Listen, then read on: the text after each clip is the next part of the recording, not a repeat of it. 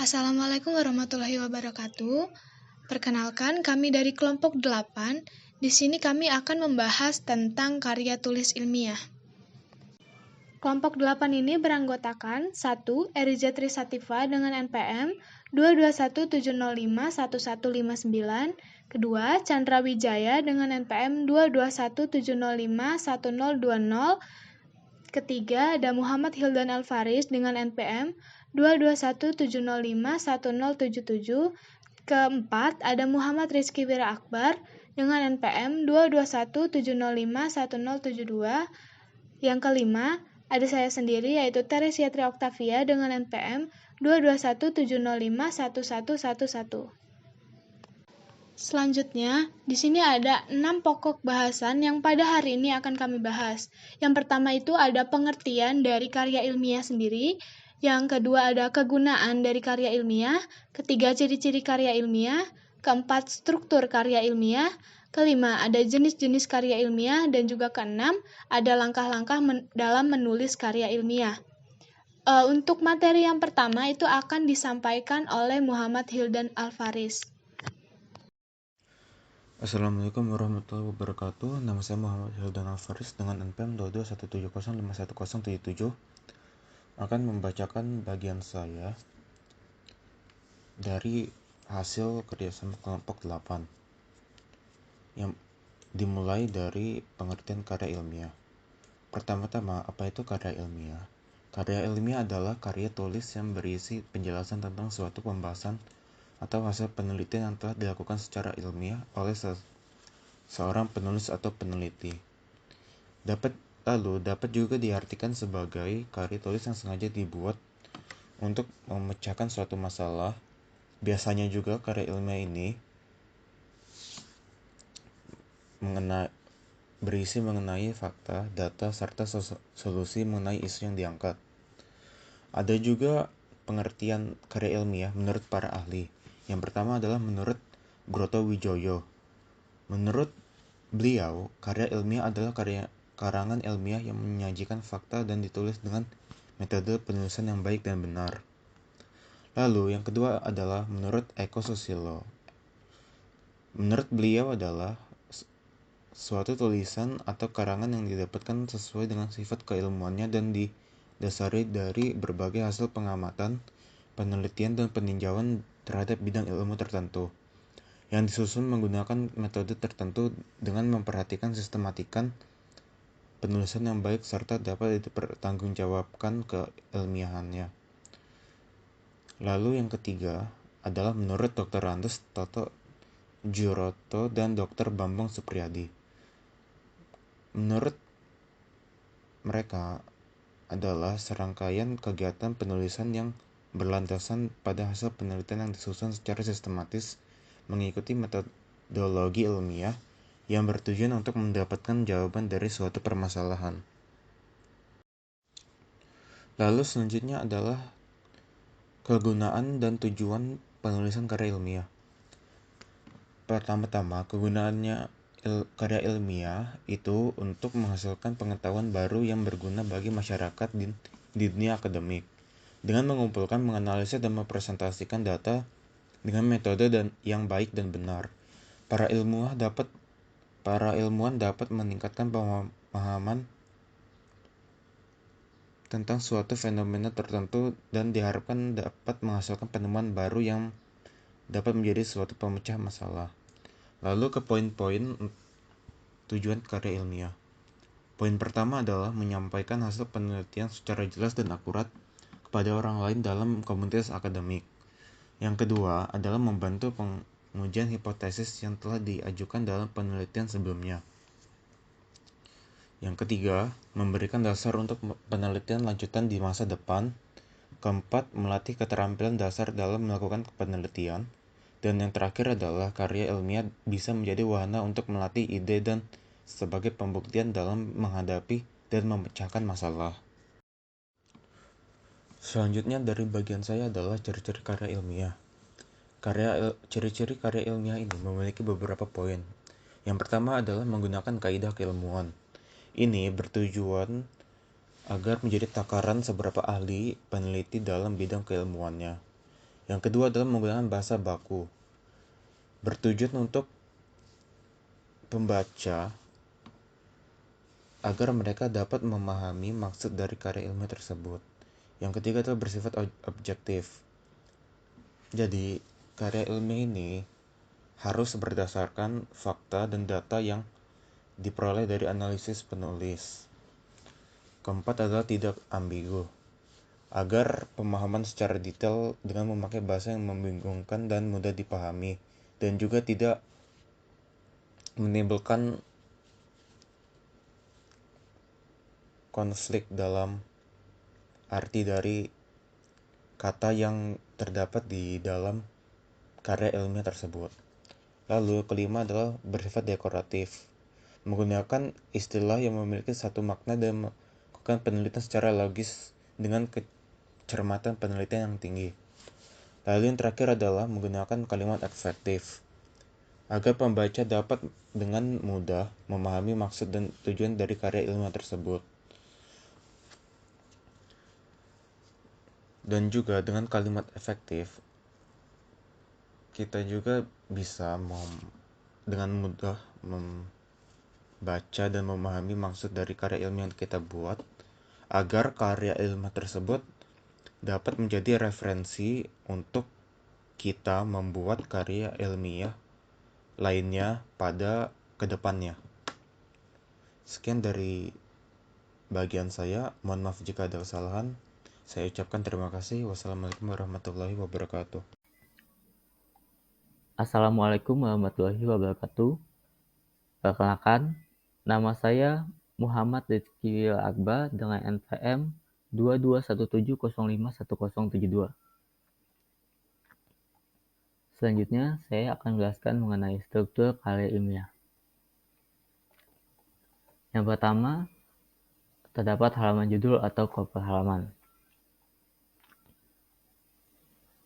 Halaman judul yang dibuat berdasarkan topik yang dipilih untuk dibahas dalam karya ilmiah. Pembuatan judul sebisa mungkin dibuat unik dan menarik, namun tetap sesuai dengan topik yang sudah ditentukan. Hal itu dilakukan untuk menarik minat pembaca. Pada halaman judul ini biasanya dilengkapi dengan nama penulis, asal institusi atau lembaga, tanggal, bulan, tahun, dan tempat karya ilmiah dibuat. Yang ditulis dengan aturan data tengah dan diurutkan setelah judul di bagian bawah. Yang kedua, abstrak. Yang ketiga, pendahuluan yang terbagi menjadi 4 subbab, yaitu latar belakang masalah, rumusan masalah, tujuan penelitian, dan manfaat penelitian. Yang keempat, kerangka teori yang terbagi menjadi 2 subbab, yaitu landasan teori dan hipotesis penelitian. Yang kelima, metode penelitian. Yang keenam, pembahasan penelitian. Yang ketujuh, penutup yang terbagi menjadi kesimpulan dan saran. Yang ke-8, daftar pustaka, dan yang ke-9, lampiran. Selanjutnya, abstrak. Abstrak dapat dikatakan sebagai ringkasan dari keseluruhan isi atau materi yang terkandung pada pembahasan dalam karya tulis ilmiah yang dibuat. Tujuan abstrak ini agar dapat memberikan penjelasan kepada pembaca dengan lebih cepat, tanpa harus membaca keseluruhan isi dari karya ilmiah. Abstrak biasanya mencakup segala isi, serta maksud dan tujuan karya tulis yang dibuat. Ketentuan tulisan abstrak adalah kurang lebih hanya 250 kata dan menggunakan bahasa yang informatif. Selanjutnya, pendahuluan. Pendahuluan biasanya terletak di awal materi karya ilmiah, yaitu setelah halaman judul dan abstrak. Pendahuluan terbagi menjadi 4 subbab, yaitu yang pertama, latar belakang masalah. Latar belakang masalah merupakan penjelasan teoritis dan faktual dari pertanyaan mengapa topik atau masalah tersebut perlu dijawab secara ilmiah atau menggunakan penelitian.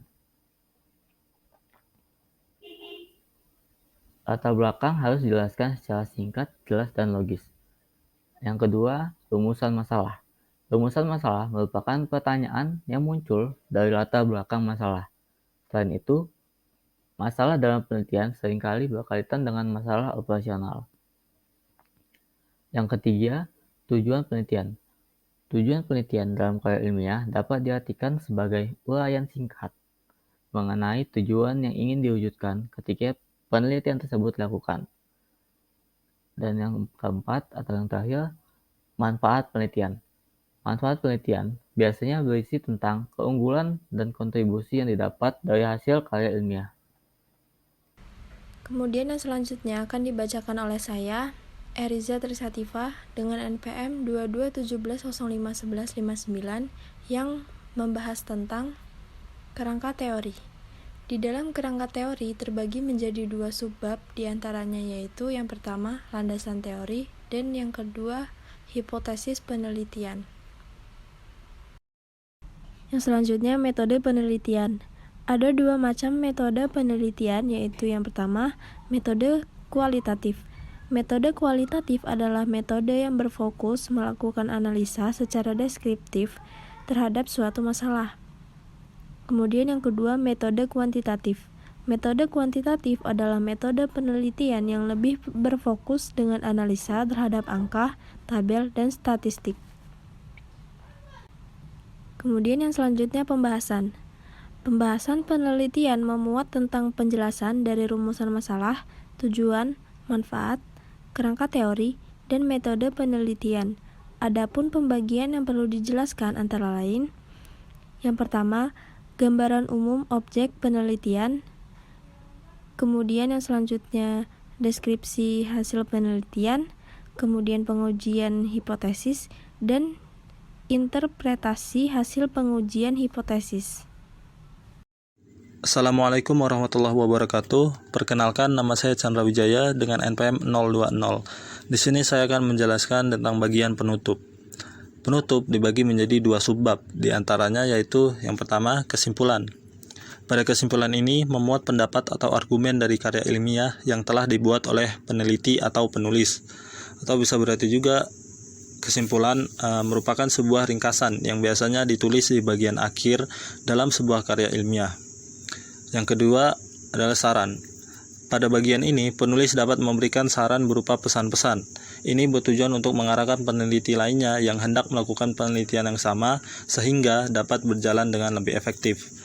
Pada bagian ini juga berisi tentang pendapat yang dikemukakan sebagai alat pertimbangan dan harapannya dapat memberikan perubahan yang baik dan bersifat positif.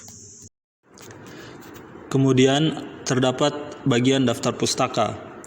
Daftar pustaka merupakan sebuah daftar yang memuat referensi teori yang digunakan oleh peneliti dalam penelitiannya. Penulisan daftar pustaka memiliki strukturnya sendiri, yaitu dimulai dari nama penulis buku yang dikutip, judul tulisan, nama penerbit buku atau karya akademik, identitas, dan waktu terbit. Seperti contoh penulisannya yaitu TB, Basam, The Challenge of Fundamentalism, London, 2, University of California Press, 1998. Bagian selanjutnya adalah lampiran. Lampiran ini berisi data yang berhasil diperoleh dari proses analisis atau dokumentasi data yang ada pada saat penelitian berlangsung. Lampiran juga biasanya berisi dokumen pendukung yang menguatkan dokumen utama dari sebuah penelitian agar sebuah karya ilmiah lebih mendetail. Sekian penjelasan dari saya. Terima kasih. Wassalamualaikum warahmatullahi wabarakatuh. Selanjutnya, saya Teresia Tri Octavia dengan NPM 111. Di sini saya akan menjelaskan mengenai jenis-jenis karya tulis ilmiah. Jadi, ada beberapa jenis karya tulis ilmiah yang sering dijumpai. Di antaranya yang pertama, ada artikel ilmiah. Apa sih artikel ilmiah itu? Artikel ilmiah merupakan tulisan yang berisi tentang opini dari sang penulis yang didasarkan pada suatu fenomena atau peristiwa. Jadi dapat disimpulkan bahwa isi dari artikel ilmiah ini bersifat subjektif atau sesuai dengan pola pikir atau argumen sang penulis. Yang kedua ada makalah. Makalah adalah sebuah karya tulis yang berisi pembahasan mengenai suatu topik tertentu yang tercakup ke dalam ruang lingkup pengetahuan yang bersifat empiris. Nah, makalah ini bersifat objektif, yang artinya sesuai dengan fakta yang tengah berkembang di masyarakat dan dibuat berdasarkan hasil analisis logis dari penulis. Selanjutnya, ada tesis dan juga skripsi. Kita seringkali mendengar tentang tesis dan skripsi ini ya. Keduanya hampir sama, hanya saja yang berbeda, tesis ini wajib disusun oleh mahasiswa yang sedang menempuh pendidikan magister atau S2, sedangkan skripsi ini wajib disusun oleh mahasiswa yang sedang menempuh pendidikan sarjana atau S1. Nah, keduanya ini memiliki sifat yang sama, yaitu sama-sama bersifat empiris dan juga teoritis. Empiris artinya adalah peneliti menuliskan pengalaman yang dapat selama melakukan penelitian, sedangkan teoritis artinya adalah peneliti melakukan penelitian dengan melakukan pengujian terhadap teori-teori yang sudah ada. Perbedaan lain dari tesis dan juga skripsi ini, skripsi ini memiliki ruang lingkup lebih kecil dibandingkan dengan tesis. Baik, untuk jenis yang selanjutnya itu ada paper. Paper adalah sebuah tulisan yang membahas tentang topik tertentu dengan didukung data serta argumen yang kuat dan sesuai fakta. Berbeda dengan tesis, skripsi, ataupun disertasi, paper biasanya hanya terdiri dari beberapa halaman saja, lebih sedikit dibandingkan dengan skripsi ataupun lainnya. Selanjutnya ada kertas kerja. Kertas kerja atau work paper merupakan karya ilmiah yang hampir mirip dengan makalah, namun isinya memaparkan suatu hal melalui analisis yang lebih mendalam lagi. Selanjutnya yaitu langkah-langkah menulis karya ilmiah. Jadi ada beberapa langkah yang harus diperhatikan dalam menulis karya ilmiah. Di antaranya, yang pertama itu ada menentukan topik atau tema penelitian. Mengapa ini diperlukan? Ini diperlukan dikarenakan topik merupakan inti dari semua isi tulisan yang akan disampaikan kepada pembaca. Jadi dapat disimpulkan, topik ini atau tema ini merupakan landasan bagi penulis atau peneliti untuk penelitian yang akan ia lakukan. Yang kedua, itu ada membuat kerangka penelitian. Kerangka penelitian ini dapat membantu penulis dalam melaksanakan proses menulis karya ilmiah agar lebih terstruktur dan pembahasan tidak melebar jauh dari topik awal perencanaan. Yang ketiga ada mengumpulkan bahan-bahan terkait topik penelitian dari berbagai media. Nah, bahan-bahan yang dikumpulkan ini harus sesuai atau harus relevan dengan tema maupun topik yang akan ditulis. Yang keempat ada survei lapangan. Survei lapangan ini bertujuan untuk mengamati objek yang akan diteliti dengan menetapkan masalah dan tujuan yang diteliti sehingga dapat dijadikan sebagai penelitian karya ilmiah. Yang kelima ada menyusun bibliografi. Langkah ini bertujuan untuk mengetahui pustaka atau buku yang pernah diterbitkan dan dijadikan sebagai dasar teori dalam penelitian. Yang keenam yaitu menyusun hipotesis. Nah, langkah ini perlu dilakukan dengan menyusun beberapa penyebab objek penelitian, di mana hipotesis ini akan menjadi prediksi yang ditetapkan sebelum penelitian objek lebih dalam lagi. Yang ketujuh ada penyusunan rancangan penelitian. Rancangan penelitian artinya kerangka kerja untuk penelitian yang akan dilaksanakan. Yang kedelapan yaitu ada percobaan sesuai metode yang direncanakan. Langkah ini itu merupakan kegiatan nyata dari penelitian yang dilaksanakan. Jadi di sini peneliti itu perlu melakukan percobaan secara signifikan dengan objek yang ditelitinya. Yang kesembilan ada pengamatan dan pengumpulan data. Nah, di sini peneliti harus mengamati objek percobaan untuk memperoleh data. Setelah data itu diperoleh, data itu dikumpulkan sesuai dengan metode yang dipilih. Yang ke-10 ada analisis dan interpretasi data.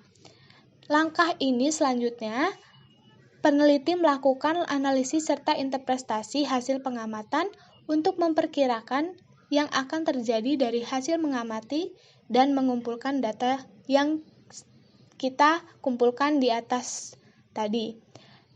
Yang ke-11 yaitu ada merumuskan kesimpulan dan teori. Peneliti memaparkan kesimpulan tentang hal-hal yang terjadi sejak awal hingga akhir penelitian. Sekian penjelasan dari saya. Dan demikian pula penjelasan dari kelompok kami. Apabila ada salah kata ataupun kekurangan, kami mohon maaf. Kami ucapkan terima kasih. Wassalamualaikum warahmatullahi wabarakatuh.